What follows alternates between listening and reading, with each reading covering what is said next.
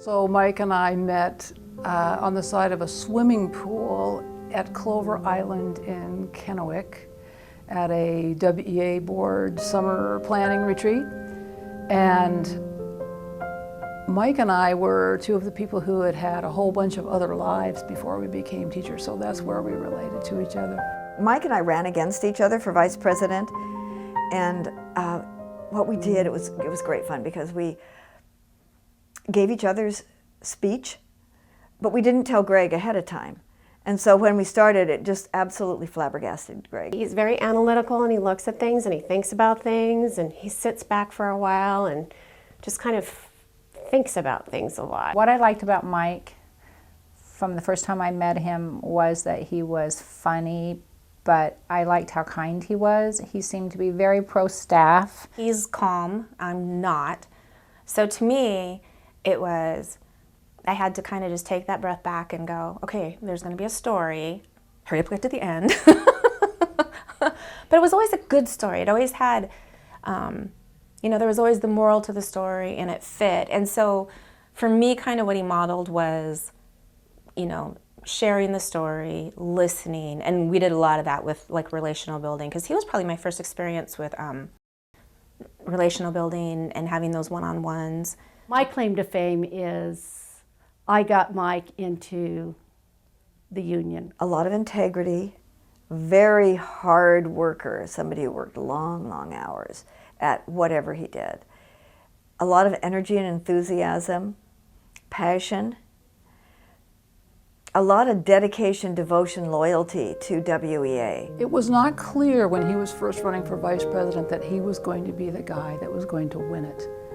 But when he opened up his mouth and started talking, things happened on the RA floor where you could feel the energy move toward the warmth that he was projecting and the we voice. And I remember hearing him say, this is what we can do together. This is what we can achieve. He's known for his beard and the many stages it has gone through. When he was doing his thing, we had sneakily made beards, and so we all put them on, and so we all had the elastic over us, and we had all made these beards, so he knew that, you know, Southeast was behind him in support, and yeah, we all looked funny, but he knew it was all in love.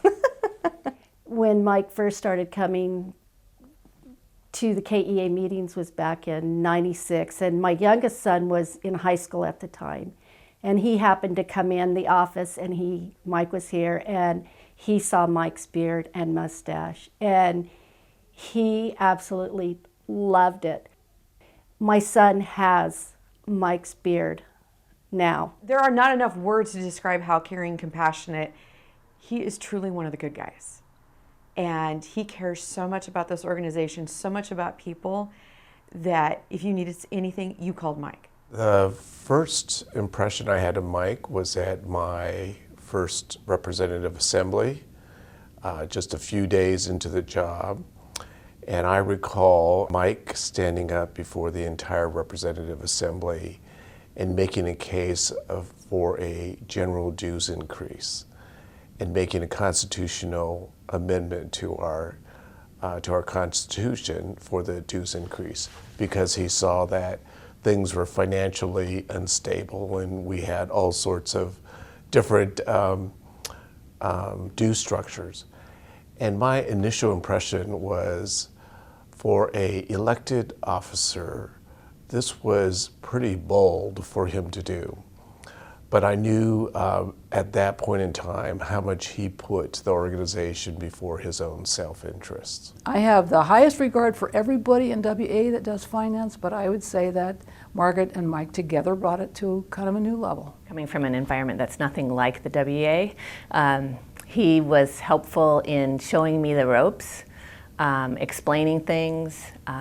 We just worked really well together from the very first start, and I've always trusted Mike, and I've always trusted his what's behind what he talks about, because again, that level of integrity is just really high. He's very quiet and reflective.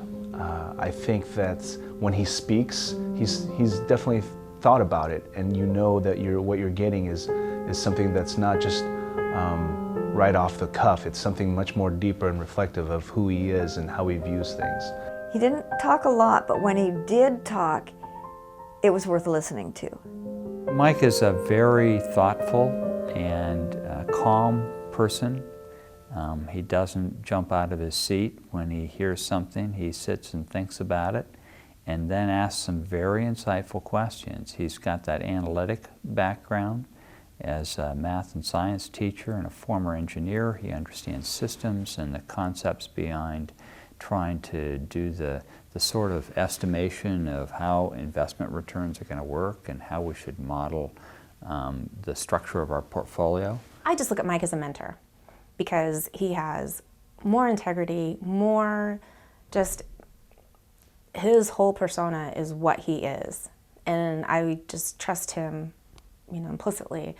And so whenever he would ask you to do something or model something, I just knew that's what probably is going to work and be the best. Michelle and I would come in and tidy up his office sometimes because Mike wasn't the neatest guy. And he had a fish tank that he brought in right away when he became president, of which it didn't have a filter or anything, and he put fish in it and he covered it all up with saran wrap nice and tight. And he told us, I can't even remember the term he used, but that these fish would live off of the matter that was being grown on the tank. And we had a lot of laughs over that until it finally went away because all the fish were dead on the top. You've heard the story about the natural fish tank and that piece because he was really into biology and sciences, and so he brought the natural fish tank in. But he also had a large cardboard cutout of Albert Einstein that he had in this room. And I remember in the evenings, if I went by and I thought no one was in the building, it would startle me because I didn't realize, like getting used to the fact that it was there. It was pretty funny. And he used to hang all the RA, like all of his badges and things on Albert Einstein when he was president. When he attends the dinners, he's always open to any kinds of foods. He's not a very picky eater, so I think when you're working with a variety of different people, to see his appetite and his interest in other foods is very refreshing. He said, I think to somebody when he was running for vice president the first time around, that he would wear a tie to work every day. And he has worn a tie to work every single day. And I know he was one of the integral reasons why I went back to school. So I appreciate him encouraging me during that process to go back and get my degree. He was more than just vice president. He was a friend, he was a dad, he was an uncle. He was one of those guys you relied on. Everything's based upon relationships. And when you lose a relationship like that from WEA with the communities and the communities of color, it's going to have to be rebuilt with trust and rebuilt with relationships from the beginning. And so I think that's the void, is the trust and the relationship that he's built over the years. I hope he could find something that really stirs his heart as much as this position has stirred his heart. I hope that he can find a place that he can go and be who Mike is. Anything that Mike chooses to do, he's going to succeed. I hope that he gets to move forward and do something that he enjoys. I know he really enjoyed teaching. I can see him going back to that, but I also can see him doing some other kind of role that uses a lot of the experience that he's had over the last 6 years. But I think he'll be successful in whatever role he chooses. But I hope he gets to have some fun.